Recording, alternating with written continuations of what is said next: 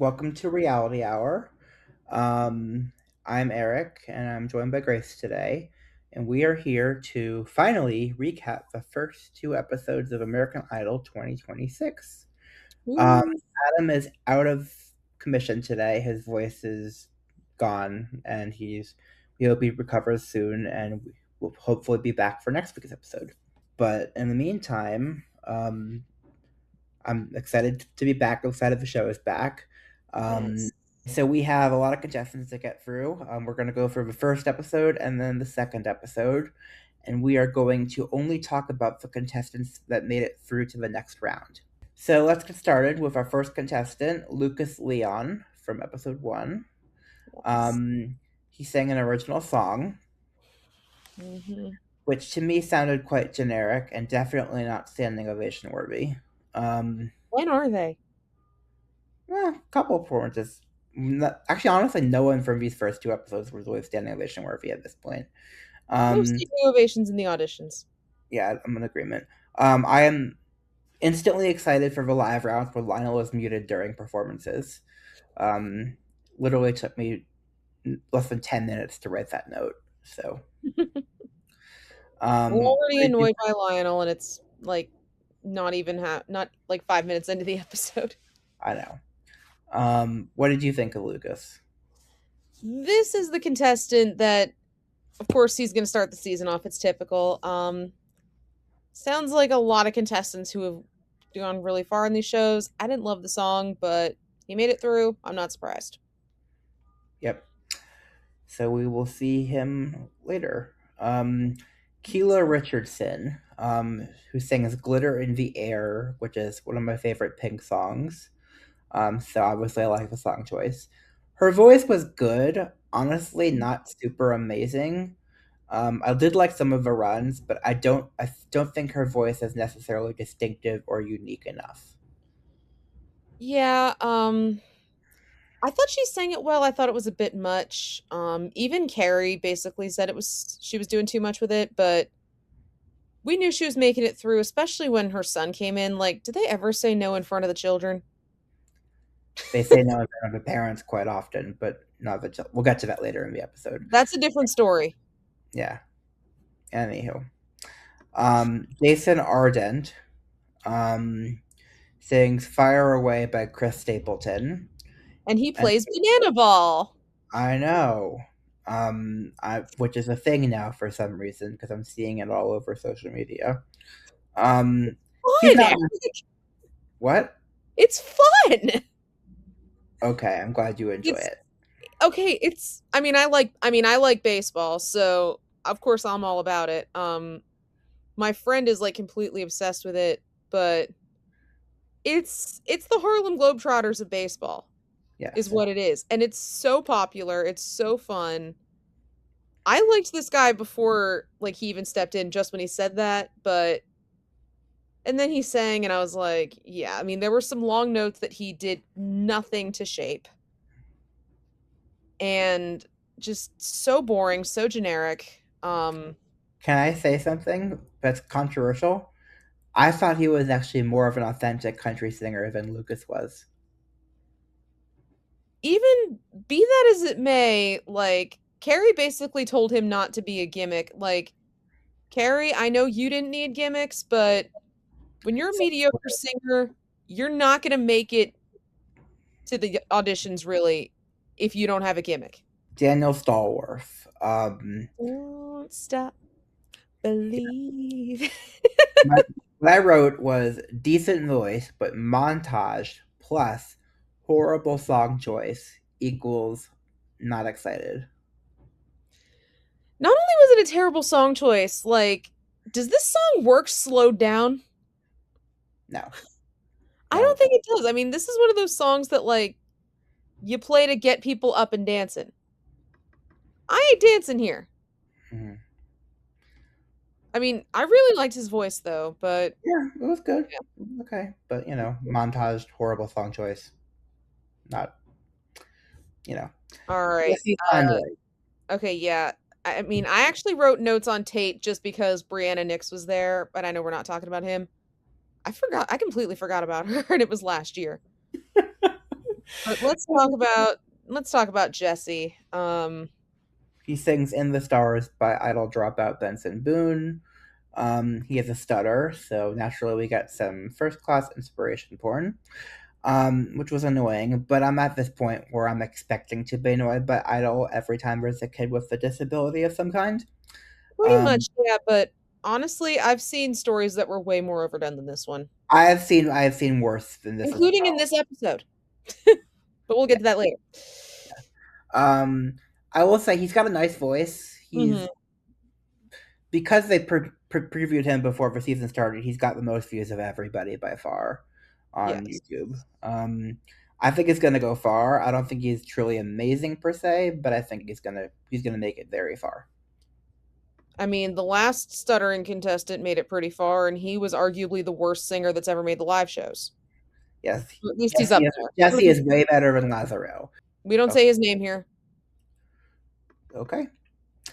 Anywho, I do want to quickly touch on the montage of Ricky Boyce, Brianna Yancey, and Jackie Lee, who I liked all of them the 10 seconds I heard of them each. I was annoyed that they prioritized the shtick with the judges over playing more of these performances. Are you Um, surprised? I'm not surprised in release. I am particularly annoyed that they montage Jackie, given that I saw her live in 2014 after she was on The Voice. We don't Um, say that word either. the Voice? Yeah, yeah, we don't say the V word here either. Okay.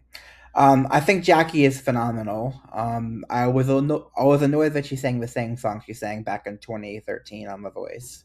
Which Um, shows that she has not improved at all. she was phenomenal to start with, though. So, you know, Moving on, Genevieve Genevieve Hayward. Hayward, Pickle Girl. Thank God Uh, Adam isn't here because we would be full of pickle jokes right now. Adam. Adam will. I have a feeling that Adam will have plenty of time to make pickle jokes in upcoming episodes because I see Genevieve going quite far. She sings "Magic Man" by heart. I like her tone a lot, and she was one of my favorites of the episode. I mean, she yelled this song out, which is what this song calls for, but like, I don't know. I kind of thought it was a bit too rough. I will not be calling her Pickle Girl, but maybe I will because I probably won't remember these people otherwise. Again, you gotta get a gimmick. Not necessarily. Someone I will probably remember, if only because he lives pretty close enough to me. It was Brooks Rother, who sang "Your Place at My Place" by Joshua Sloan. I have no idea what any of those words mean. He has a very like high pitched tone, which is very unique. It's not necessarily my thing yet, but I think he could grow on me, if only because he lives close enough that I could see him potentially at some point. He also got a lot of views. I mean, I didn't love his voice. One of my other friends, they said they hated Knocking on Heaven's Door. I might go to hell for this, but is that even an appropriate song to sing to people that live in a nursing home? I missed that part, and I'm glad I missed that part because that is not an appropriate song. But Just Thunderstorm was there. There was a brief okay. Thunderstorm cameo during this. Apparently they have a bunch of alumni sitting in on auditions at various points. Moving on, Kindle Inskeep. Who, Um, some people think might be too famous to be on this show, but she's not. she's not. I mean, Bruder thinks she's very famous because they had another contestant come and sing her song. Yeah, and I did like that song better than the one that Kendall sang. Apparently Kendall was a contestant on the other singing show down the street a few years ago. Can I Um, tell you something sure. shocking? I'm in 100% agreement. I liked the girl who got cut and sang Kindle's song better than Kindle. I liked the song better. That song I liked better than Prayer of a Trying Daughter. I liked the girl singing. I liked the girl singing it better too. I really did. She reminded me a little bit of a Janet Devlin, Grace Davies category, which I really liked. Okay. Um, but yeah, Kindle's got a nice tone, but we'll see what happens.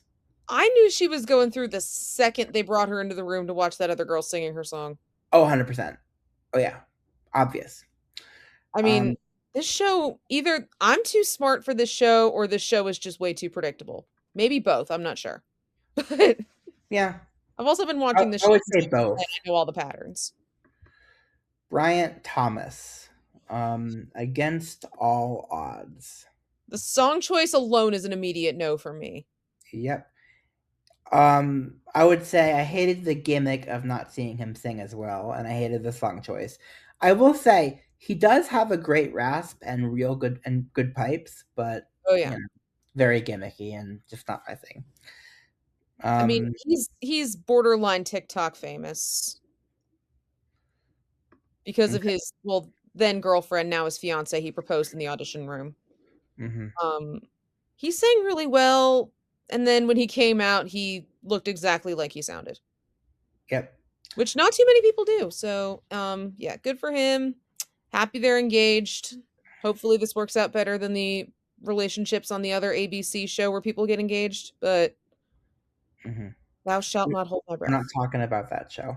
Chloe Grace is our last contestant. She sings an original song about a girl who committed suicide at 13 years old, which is a horrible story and why I'm totally in favor of not allowing kids under 18 on social media personally. But that's besides the point. Um, I hate to say it because it was obviously a horrible story, but Chloe is gonna get lost in the shuffle. I just know it. Mm. I agree with that. Like, I mean, she has a lot of potential, but she's 15 years old. She's In a few vocally not years, ready for this thing. yeah. And now, moving on to episode 2. The intro, I just wanted to note that I guess Lane is no longer persona non grata.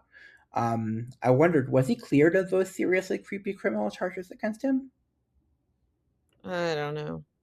Never do I, but it was weird seeing him again, given those seriously creepy criminal charges. Anyway, Micaiah. thank you. I This is why I miss Adam. Well, for plenty of reasons, I miss Adam being here, but one of them is like I get to let him pronounce all the names. Yes. um, Um, she sings "Love You I Do" by Jennifer Hudson. Definitely a great voice. Not yes. super unique, but has pipes. No. I hope she can find something to help her stand out because they're hyping her up so much that I know she's going to be here for long haul. A lot of her hype was surrounding her personality. She's one of those who's just nonstop, constantly full of energy. I get that reputation at my job from time to time. But see, when you go into your job at 4 o'clock in the morning, you kind of build it up It's a over low time. bar for energy at 4 o'clock in the morning. To be fair, She did she kind of did remind me a little bit of Jennifer Hudson, but the public does not latch onto these types of contestants anymore. Season 3 is over. we'll see what happens. I I think mean, she. it's now season 24. Oh my god. But Yeah. alrighty. Okay, Ruby Ray, who sings "Vampire" by Olivia Rodrigo. I like this song. She's good. Um, Yeah. Not necessarily my thing, but she does have potential. I think. Yeah, so I know you don't pay attention to the stories, but she's from that town in California that got destroyed by a fire last year. Okay. Yeah. Um, I thought she did a good job. I didn't love her voice, but you don't need to have a stellar voice to pull the song off. The judges loved her. I didn't love her as much as they did, but I usually don't. Michael Garner was up next. He sings "I'm Still Fine" by the Red Clay Strays. I've never heard of that song or that band. Um, I agree that in a few years he could be really, really great. As it stands now, I don't think he's ready. Yeah, I mean, like he's 16, but he looks like he's about 13. Good singer, but the judges were pulling the age card. Carrie actually said no, but Luke loved him more than Carrie and Lionel put together. And if you don't get 3 yeses, you're not going to survive Hollywood Week. Yeah, he's not at for the long haul. And now we get to Sheldon Riley, who is going for the record of most singing competition appearances, and I Okay, think he might have clinched it. Um, so yes, the anthology of Sheldon. And he kind of mentioned this. So I 2016. the one thing I appreciated about it, this audition is they didn't hide the fact that he's been on every freaking show under the sun. Oh no, they you can even see the AGT backdrop during his Yep. photos. So, okay. So here's the full anthology. So 2016, he was on the rushed mess known as the final season of X Factor Australia, It was not and a he got mess. It it was was rushed. rushed, but it was not a mess. And he was thrown into an awful manufactured boy band called Time and Place, and it was neither their time nor their place because they were gone in the first live show. Yep. 2018, he went on The Voice, made it onto Boy George's team, and he actually made the final. He got third place, but the winner that season was a non-singer, so go fig. And then he came back in 2019 as an all-star, which is the dumbest thing ever. Boy George's team, I think, was full by that point, so he was on Delta's team. Once again, made the lives, did make the final again. 2020, he was on America's Got Talent. Oh, 2019 is when the whole mask thingy started, by the way. 2020, he was on America's Got Talent, and again, cut in the first live show. They also made him sing Can't Get You Out of My Head, which, for those of you who are not aware, they didn't mention that he's gay, but he is. And Kylie Minogue is like the high priestess of Australian homosexuals. Um, and then pretty much she is. If you're a gay man from Australia, you have to love Kylie Minogue. It's like it's in your rule book. Oh, yeah, our episode title. Continue. And then he did Eurovision in 2022. He made the final, didn't make the top 10, but the voting there is political. He also did the Masked Singer in Australia, and he got second, but that's not a real singing competition. And most recently, he was on AGT Fantasy under Mel B. I didn't watch it, so I don't know how he did. But here he is, not hiding anymore, and singing a song by an Australian Idol runner-up. Yeah, Matt Corby. I will say this. Long preamble aside, I've watched him so many times. I've never gotten his voice. I never was really a huge fan of him. Maybe he's made really bad song choices before, because this was my favorite performance I've ever seen from him by a mile. Not even Well, close. if the other shows he's been on, more often than not, you don't pick your own songs. So keep that in mind. Maybe people have made very bad song choices for him before. But regardless, this was the best he's ever been, and yeah, I mean, hopefully more like this, because this was This very is good. what we need. This was easily the best I've ever heard him sing. Yeah, hands down. I'm Um, glad he's I always thought the mask thing was kind of gimmicky myself. Agreed. Like we already have like that's Sia's thing and she's basically canceled. We don't need another one. Hmm. There were parts I thought he got carried away with it, but I was happy he made it through. Okay, Trace Casanova. He sang "Baby Got Back" and another song which doesn't matter because he sang "Baby Got Back" as one of the songs, which means he's 100% Hollywood Week cannon fodder. I couldn't tell if this was a joke contestant or not. Like I've completely lost my touch. Borderline joke contestant plus I cannon. mean, like I know we need comic relief in Hollywood, but I might be with Luke on this one. I probably would have said no myself. Okay. Anyway, that's all I have to say about that one. Um, Kitty Tay. Kitty Tay, um, sang "Masterpiece" with an a cappella choir, which was distracting to me. From what I Yeah. could hear of it, she has a nice tone, but it wasn't very easy to hear all of it. Yeah, I liked her voice, but I don't know how she's going to fare without the group. Of course, but I mean, we'll see that because there are far fewer backup singers in Hollywood Week. Yep. Hannah Harper, one of the, I think, more popular auditions, sang a song about postpartum depression called "String Cheese." Not my thing, although I do appreciate the story she's telling. But Yeah. good for her. Um, yeah, so her whole story was that she and her family lived on a bus singing bluegrass. Now she's got three sons. She's got like this old school country thing, good storyteller. I feel like people are going to like her. Not sure if those people are the American Idol fans, but we shall see. We will see.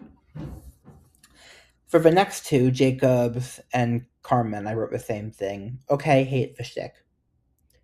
Okay, well, Jacob was a montage, but Carmen, we're not even talking about her. So her aunt is Brittany from the Fake Housewives of Salt Lake City. And the funniest part of the night was not singing Baby Got Back. It was she asked the judges if they knew who she was. They had no idea, but something tells me as much crap as we talk on Luke Bryan, he doesn't watch trash TV. Yeah, honestly, I didn't have anything to say. I just skipped over him because I hated fish sticks so much. Her Um, voice was pretty enough, but yeah, she was okay. yeah, and the judges kind of wanted her to stop being so sweet, but maybe she should channel her inner housewife. Okay. Tina, yes. I hope I pronounced that right. I'm sure I didn't. I don't know. He was montage, but he sang Lean on Me. I thought he was good. I thought it was good too. I'm probably not going that far given the montage part, but we'll see. No. Um, Braden Rumfelt did not like the song choice. Girl Crush by Little Big Town probably shouldn't be sung by a guy because it takes away all the meaning of the song. Um, his voice is not really my thing, but he's talented. Yeah, well, he was your classic early Glee case, just former athlete, got sidelined by an injury. He's also a twin. His brother actually played guitar. I thought it was a weird song choice too. I did like it at the beginning. I didn't like it as much when he got into it. If we have duets, watch him get paired with the banana ball dude. Okay, we'll find out. Tiana Roberts, who is a gospel singer, singing "Pass Me, oh, Not Oh Gentle Savior," and Good singer.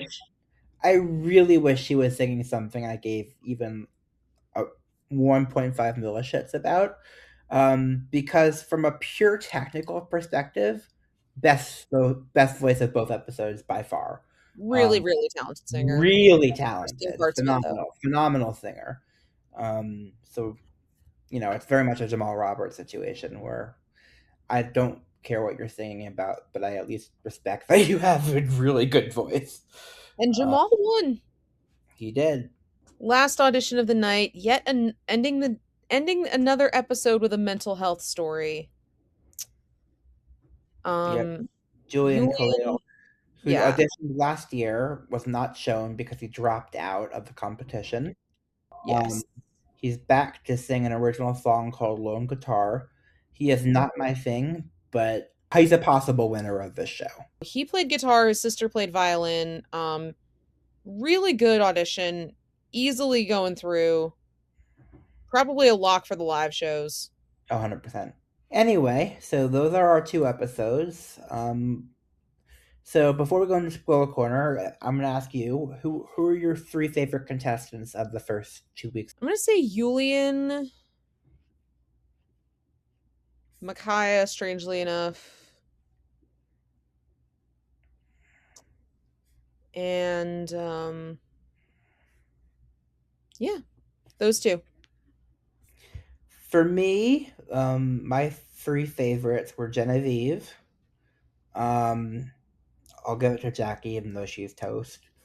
Um, and then probably, honestly, Micaiah as well. Okay. But yeah, I definitely think we have some talent. No one who's like standing out immediately to me this year, like people did last year. Right. But there's definitely some good people. And we'll see what happens. If you don't want to stick around for spoiler corner, we will see you next week at some point, with our thoughts on episode 3. But 3, 2, 1, spoilers. Okay, so here are the contestants from the first 2 weeks who have made it into the top 20. Lucas Leon, Mm-hmm. Keela Richardson, Okay. Daniel Stallworth, Jesse Feindling, Genevieve Hayward, Brooks Rosser, Kendall Inskeep, Of course. Micaiah Mustafa, Okay. Ruby Ray, Mm-hmm. Hannah Harper, Braden Rumfelt, and Julian Khalil, Okay. which I don't find means any of those that surprising, to be honest with you. the annoying one is that Sheldon and Jackie were cut. Um, unsurprising, but just mentioning it. Both of them did make the top 30, though, apparently, but they did get cut before the top 20, which is when voting begins. Banana Ball Guy did not make it. Um, Not surprised. Chloe Grace not making it. So that was people are not going to be happy about that. Honestly, the only one that really surprised me that was cut was Tiana, who I thought was because because how good she was. I was expecting her to make it, but clearly they just don't want another gospel singer to win this year. So Of course not. They didn't even want Jamal to win this last year. they did not. Well, Carrie Well, did. okay. Well, Carrie didn't. We've seen a lot of the top 20 already, so Yeah, they sort of front loaded it a little bit, but we will see they what always happens do with that. the rest. I know. On that note, we will talk to you all later. Have a good week. Bye.